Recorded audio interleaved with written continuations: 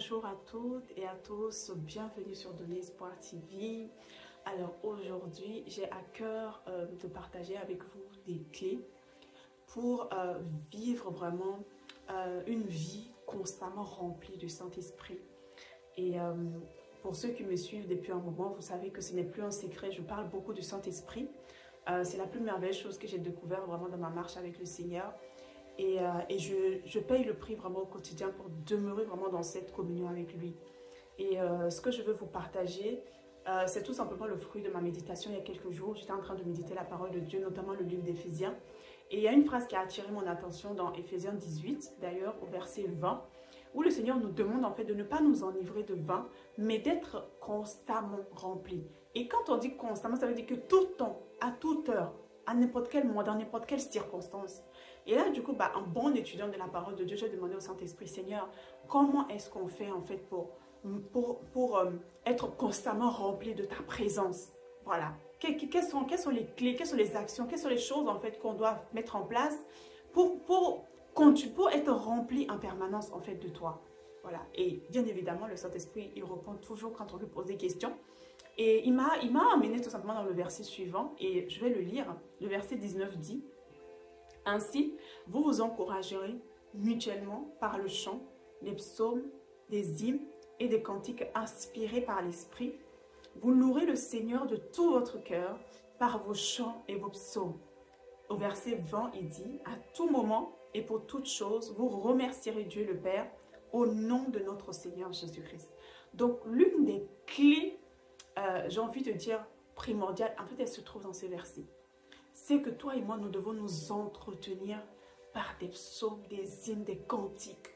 Voilà. C'est-à-dire, tout simplement baigner en permanence dans une atmosphère d'adoration et de louange. Et comment on fait ça?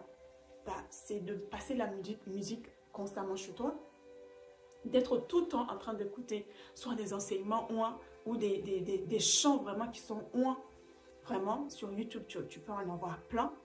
Le Seigneur nous demande également dans ce verset-là de rester dans l'action de grâce. Il dit de rendre grâce en tout temps à Dieu notre Père au nom de notre Seigneur Jésus-Christ. Il n'a pas dit de rendre grâce quand les choses vont bien.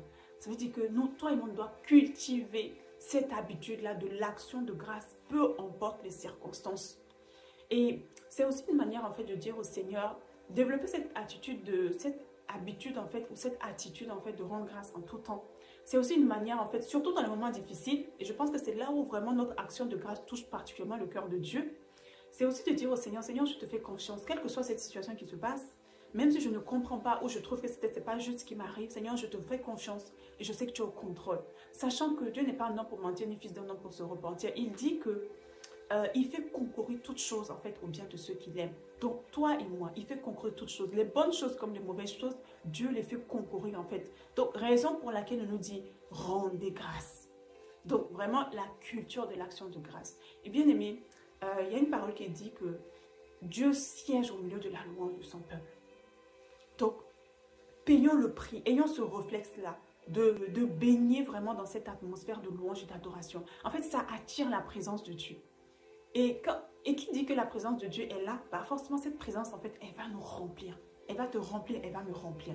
Donc voilà, donc ça c'était vraiment la première clé que je voulais tout simplement partager.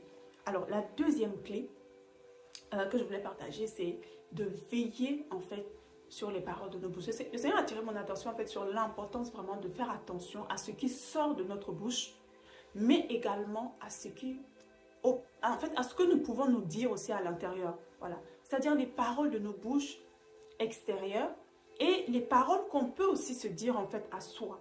Ce sont des choses en fait qui attristent le Saint-Esprit. Par définition, le Seigneur nous dit que en Christ, nous sommes une nouvelle créature et que le Saint-Esprit habite en nous. Donc, notre corps, les membres de notre corps ne doivent plus servir en fait à servir les intérêts du diable. Donc, nous devons utiliser notre bouche pour louer le Seigneur, pour bénir les autres, pour faire du bien. Et jamais aucune parole mauvaise ne doit sortir. Et c'est ce que la Bible nous dit dans Éphésiens 4, au verset 30. Je vais lire, il dit qu'il ne sorte de votre bouche aucune parole mauvaise, mais s'il y a lieu, quelques bonnes paroles qui servent à l'édification et communiquent une grâce à ceux qui l'entendent. Donc, veille sur tes paroles. Veille sur ce qui sort de ta bouche parce que ce sont des choses qui peuvent attrister le Saint-Esprit. Veille également beaucoup sur tes paroles intérieures. Qu'est-ce que tu te dis? Qu'est-ce que tu rumines à l'intérieur de toi? Ça, ce sont des paroles. Ce n'est pas parce qu'elles ne sont pas exprimées audiblement que ça veut dire que ce ne sont pas des paroles. Ce sont des paroles. Si par exemple tu as des pensées qui te dévalorisent, des pensées de culpabilité, des pensées d'incrédulité, tout ça sont des choses qui attristent en fait le Saint-Esprit et qui peuvent en fait éteindre en fait la manifestation de la présence de Dieu en fait dans ta vie. Et ça, le Saint-Esprit est très sensible en fait à ces choses-là. C'est vraiment très sensible. C'est pour ça que la Bible nous dit également que tout ce qui est vrai, que tout ce qui est bon, que tout ce qui est juste en fait soit l'objet en fait de nos pensées. Donc je prie que vraiment tu fasses également attention à ce point-là. C'est très très très important. Ensuite, la troisième chose, la troisième clé, c'est de veiller en fait sur notre cœur. Oui, veiller sur notre cœur. La Bible nous dit dans Éphésiens 4, toujours au verset 31, il dit que toute amertume, toute animosité, toute colère, toute clameur, c'est-à-dire tout éclat de voix, toute calomnie et toute espèce de méchanceté disparaissent du milieu de vous. Donc, en plus de créer une atmosphère de louange, d'adoration en permanence, de baigner là-dedans, tu dois veiller sur tes paroles, mais en plus de ça, tu dois veiller sur ton cœur. Tu dois veiller sur ton cœur, bien-aimé. Parce que avoir, par exemple, de l'amertume, on peut ressentir de la tristesse, par exemple, par moment. Mais il ne faut pas demeurer dans la tristesse. Demeurer dans la tristesse attriste, en fait, le Saint-Esprit. Et éteint, en fait, la présence manifeste du Saint-Esprit, en fait, en nous. Parce que le Saint-Esprit, c'est un esprit de joie. C'est un esprit de paix. C'est un esprit d'amour. Donc, tu dois veiller sur ton cœur. Tu dois veiller sur ton cœur. Le manque de pardon, c'est quelque chose qui ne favorise pas la présence du Saint-Esprit. Parce que Dieu nous dit de pardonner parce que lui-même, il nous a pardonné. Donc, quel que soit ce qu'une personne peut te faire, tu dois pardonner parce que tu as la force en toi, en fait, pour pardonner à la personne.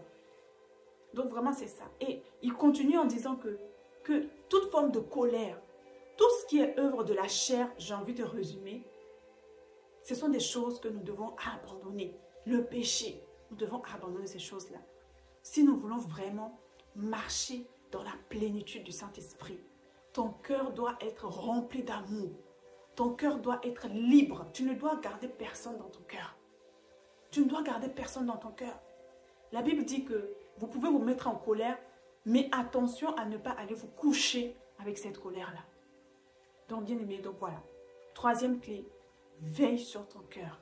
Veille sur ton cœur. Et même s'il faut parfois accepter de perdre des choses pour garder ta paix intérieure, fais-le parce que ça en vaut le coup. Il s'agit de ta relation, il s'agit de ta communion avec le Saint-Esprit. Amen. Et la dernière chose que je voulais tout simplement partager, c'est de manifester, la dernière clé, c'est de manifester en fait le fruit de l'Esprit en manifestant la bonté tout simplement envers les gens. Voilà. Et la Bible nous dit au verset 32 que soyez bons les uns envers les autres, compatissants, vous pardonnant réciproquement, comme Dieu vous a pardonné en Christ. Donc voilà, le Saint-Esprit, quand on est rempli de Dieu, quand on est rempli en permanence du Seigneur, du Saint-Esprit, on est naturellement poussé en fait vers les autres, à faire du bien en fait autour de nous. Et c'est vraiment le fruit du Saint-Esprit en fait. Ça aussi, aider les gens, être une personne qui aime les gens, qui aide les gens, qui est prompte en fait à aider, sont vraiment des choses qui favorisent également vraiment la présence du Saint-Esprit en fait en nous. Donc voilà un peu ce que je voulais partager. Les clés, en tout cas que le Seigneur m'a donné et que je vais partager avec toi pour parvenir à cette plénitude du Saint-Esprit. C'est possible. Si le Seigneur nous dit de le faire, c'est que c'est possible. Et voici les clés tout simplement qu'il nous a données. C'est de baigner tout simplement dans l'adoration de la louange en permanence, de demeurer dans une attitude d'action de grâce. Et ce, quel que soit ce qui va arriver, quelles que soient les circonstances. Ensuite, de veiller, faire attention aux paroles qui sortent de ta bouche, de ma bouche, et les pensées intérieures que nous avons pour ne pas attrister le Saint-Esprit. D'accord? Ensuite, nous devons veiller sur notre cœur. Nous devons veiller sur notre cœur. Voilà. Pour ne pas laisser rentrer une amertume, pour ne pas laisser une quelconque colère s'installer, pour ne pas laisser une quelconque tristesse s'installer, pour ne pas laisser un quelconque manque de pardon s'installer. Ce sont des choses qui éloignent Dieu. Parce que Dieu est amour, il est saint, il est bon, il est miséricordieux. Et enfin, pour finir, décide d'être une personne qui va vers les autres. Décide d'être une bénédiction. Décide d'aider les gens. Décide et tu vas voir que tu vas être en permanence rempli et renouvelé constamment par la présence du Seigneur. Et je te vois marcher dans cette plénitude-là. Je nous vois marcher dans cette plénitude-là alors que nous activons ces différents clés-là. Bien évidemment, nous ne pouvons rien faire sans lui. Donc, prends ces clés et demande au Seigneur de t'aider chaque jour à les faire et tu verras, tu témoigneras également que le Saint-Esprit, la présence de Dieu est réelle et on peut être rempli en constamment. On peut avoir une vie remplie vraiment du Saint-Esprit tout le temps et vraiment. Donc voilà, c'est ce que je voulais tout simplement partager avec toi dans cette vidéo-là. En tout cas, si tu as été béni, n'hésite pas à partager cette vidéo autour de toi, like, voilà. Et si ce n'est pas encore fait, n'hésite pas à t'abonner, voilà. Et puis, je vous dis à très bientôt sur cette chaîne pour de nouvelles vidéos. Que Dieu vous bénisse.